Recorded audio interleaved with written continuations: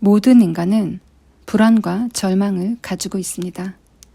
특히 오늘날 현대인들은 허무와 소외의 감정까지도 무겁게 떠맡고 있습니다. 이번 시간에는 인간의 불안에 대하여 20세기 신학자 폴 틸리이가 한 이야기를 들어보고자 합니다. 인간은 불안감과 절망감을 기본적으로 가지고 있는 존재입니다. 그것은 우리가 근본적으로 유한한 존재이기 때문에 그렇습니다. 인간은 다른 종들과 다르게, 동물들과 다르게 유한 속에 살면서 무한을 꿈꿉니다. 인간은 우리 자신에게 주어진 것을 넘어서는 상상을 하며 꿈을 꿉니다. 그 과정에서 유한한 인간은 한계에 부딪힐 수밖에 없습니다. 우리 실존은 시간과 공간, 환경과 물질, 능력과 의지 등 각종 한계 속에 있기 때문입니다. 조금 더 일상적으로 이야기해보면 이렇습니다. 우리가 완전한 도덕적인 인간 혹은 죄에 있어 완전히 의로운 인간이 되고자 하는 마음이 있다고 해봅시다. 그렇다고 우리가 실제로 완전한 도덕성을 가진 사람, 완전한 의로운 사람이 될 수 있습니까? 인간은 살면서 자기 안의 불안정성으로 인하여 죄의 마음으로부터 자유롭지 못합니다. 또 다른 예로 우리가 완전한 공동체를 만들고 싶어 한다고 해봅시다.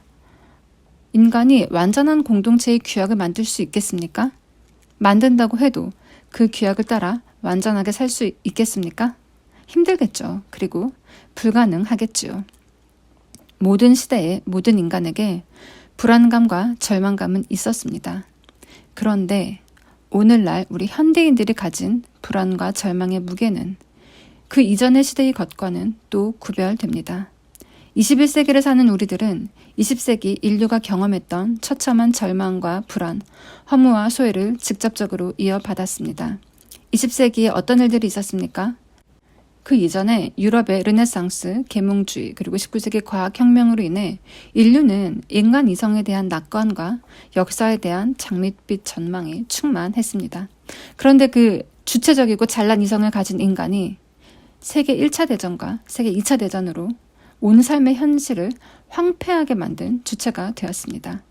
그리고 그 믿었던 과학은 전쟁에서 대량 살상을 가능하게 하는 수단으로 사용되었습니다.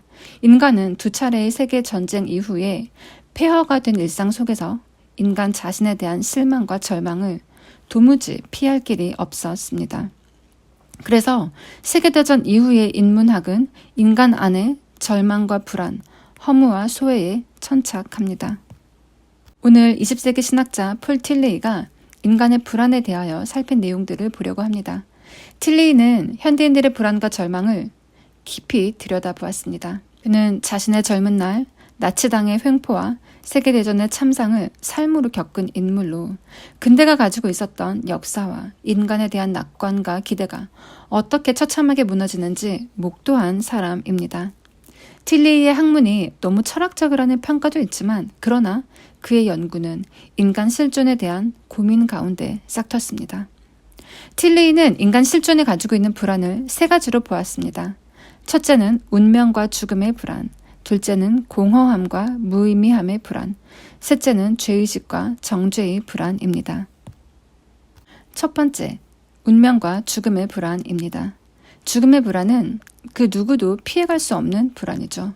모든 태어나고 살아있는 인간은 죽음을 앞두고 있고 또 그 어떤 권력과 재물도 종국적 죽음으로부터의 도피를 도울 수 없습니다. 인간은 이것을 받아들일 수밖에 없는데 이것은 강력한 불안을 동반합니다. 우리는 죽음 이후의 세계에 대하여 아는 바가 적기 때문입니다. 불안은 무지에서 나온다라는 말이 있죠. 불확실성에 맞닥뜨린 인간은 불안을 경험합니다. 운명도 우리를 불안에 빠뜨립니다. 운명은 인과관계가 아닌 우연성의 법칙에 더 가깝습니다. 자연적 재해나 재난, 질병은 인과관계를 따르지 않습니다. 더 착하게 살았다고 해서 자연재해가 비껴가지 않고 극악무도하게 살았다고 해서 각종 질병들이 그를 집중적으로 공격하지 않습니다. 인간은 삶에 갑작스럽게 들이닥치는 운명들을 받아들일 수밖에 없는 연약하되 연약한 모습이 있습니다. 그 다음으로 죄의식과 정죄의 불안을 먼저 보겠습니다. 이것은 종교인들에게 특별히 민감합니다.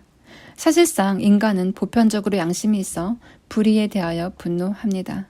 그런데 종교인들에게는 이것과 다른 근본적인 죄의식이 있습니다. 이것은 정죄의식으로 확대되어 인간을 극심한 불안 속에 시달리게 할 수 있습니다. 이 같은 부분이 극명하게 드러났던 때가 중세 시대였습니다.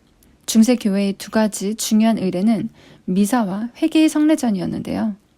회개의 성례전은 중세 교인들의 삶에 매우 큰 영향을 끼쳤습니다. 신자들은 죄를 사함받기 위해 세 단계로 이루어진 회개의 성례전을 거쳐야 했는데 통회, 고회, 보속이 그것입니다. 보속은 여러 말로 번역이 되는데 보상이라고도 합니다. 먼저 통회를 하고 그 두 번째로 사제에게 가서 고회를 하고 세 번째로 그 죄에 대하여 사제가 지워주는 보상의 행위를 하는 것입니다.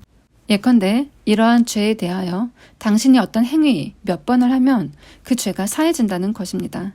그러니까 죄를 자신의 보속 행위를 통하여 사함받는 그런 구조이죠. 그런데 이러한 세 가지 의례를 거친다고 해서 인간의 죄가 완전하게 사해질 수 있을까요? 예를 들어 고회를 봅시다. 우리가 행한 외적인 죄와 마음의 죄, 그 모든 것을 다 기억해서 낱낱이 고백하는 것이 가능할까요? 아니, 그 이전에 죄인지도 모르는 생각들과 행동들이 있을 수 있지도 않겠습니까? 그리고 보속의 행위, 즉 사제들이 죄를 사하기 위하여 신자들에게 지우는 행위는 사실상 신자들의 일상에서 매우 무거운 것이었습니다. 신자들이 이것에 대한 원망이 생겨서 이 원망을 잠재우게 한다고 교회가 만들어낸 것이 돈을 내면 이 행위를 면제해준다라는 것이었는데요. 이것이 바로 그 면죄부입니다. 면죄부는 종교개혁의 발단이 되었죠. 종교개혁의 시작이 면죄부 비판에서 일어났습니다. 그리고 종교개혁은 단지 교회의 개혁을 넘어서 사회 전체의 개혁이 되었는데요. 그 정도로 면죄부 이전의 죄의 문제, 죄사함과 정죄의 문제는 사람들에게 크고 중요한 문제였습니다. 이것이 해결이 안 되면 신자들은 극심한 불안에 시달렸던 거죠. 자신이 죄가 있을 때 그 정죄로부터 오는 불안이 있습니다. 그래서 신자들은 회개의 성례전에 집착을 할 수밖에 없었습니다. 자신들을 옥죄는 불안들로부터 조금이라도 해방되기 위하여 성례전 이외의 것들에도 집착했는데요. 성지를 순례한다거나 성인들의 유물을 수집하는 것이 이에 해당됩니다. 마지막으로 공허함과 무의미함의 불안입니다. 이것은 사실상 오늘 우리 시대를 지배하고 있는 불안입니다. 무의미함의 불안이 얼마나 강력하냐면 틸리이는 죽음의 불안이나 정죄의 불안에도 꼼짝 않던 사람이 무의미함의 불안에는 무너진다라고 말을 했습니다. 삶에서의 의미 상실은 삶의 의지를 극도로 약하게 만들죠. 삶에 대한 공허함과 무의미함이 극단적으로 드러나는 사태는 스스로 목숨을 끊는 행위입니다. 그런데 오늘날 현대인들을 둘러싸고 있는 공허함, 의미의 상실은 단지 개인적인 문제만이 아닙니다. 우리 시대가 잃어버린 시대입니다. 어떤 의미를 잃어버렸습니까? 사람들에게 삶의 이유를 주었던 전통들을 오늘날 현대인들은 잃어버렸습니다. 그것들은 오늘 우리 시대에 더 이상 유효하지 않습니다. 과거를 보면 각 시대의 사람들은 공통적으로 믿고 받아들이고 있는 비교적 명확하게 삶의 의미를 주는 근거들이 있었습니다. 고대에 그것은 로고스라고 칭할 수 있겠고 중세에는 신이 있었습니다. 중세 교회가 무너진 이후 그 전과 같은 강력한 크리스텐돔과 같은 세계는 없지만 그래도 여전히 전통과 본질을 앞세우는 전통들이 남아 있었습니다. 그래도 생기는 여백들은 과학이 채워주었습니다. 그런데 19세기 들어와서 우리의 정신적 전통은 본격적으로 크게 위협을 받기 시작했습니다. 근대의 전통적인 정신이 무너지는 분위기를 가장 잘 설명해주는 말 중 하나는 마르크스의 종교는 아편이다입니다. 종교의 전통적 권위는 이전과 비교되지 않게 무너졌습니다. 그리고 더 나아가 신은 죽었다라는 선언도 니체로부터 나옵니다. 개개인의 신앙도 이제 위협을 받기 시작한 거죠. 종교개혁 이후 근대화를 거치면서 종교가 사사화, 개인화 되었는데 이제 그 사사화된 신앙마저도 위협을 받게 된 것입니다. 이에 현대 철학자들은 현대인이 근거를 상실했다라고 입을 모읍니다.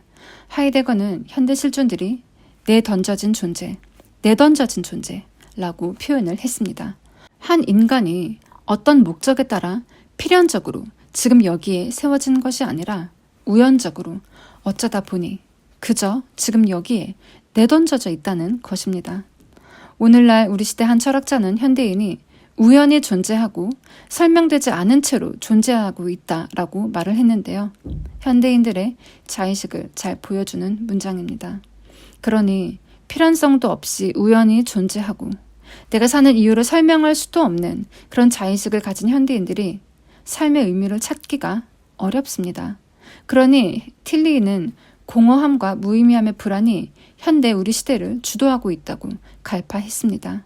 그러나 틸리이는 불안에 대한 분석으로만 논의를 중단하지 않고 우리가 불안에 대하여 용기를 가져야 한다고 말합니다. 이것이 그 유명한 틸리이의 존재의 용기입니다.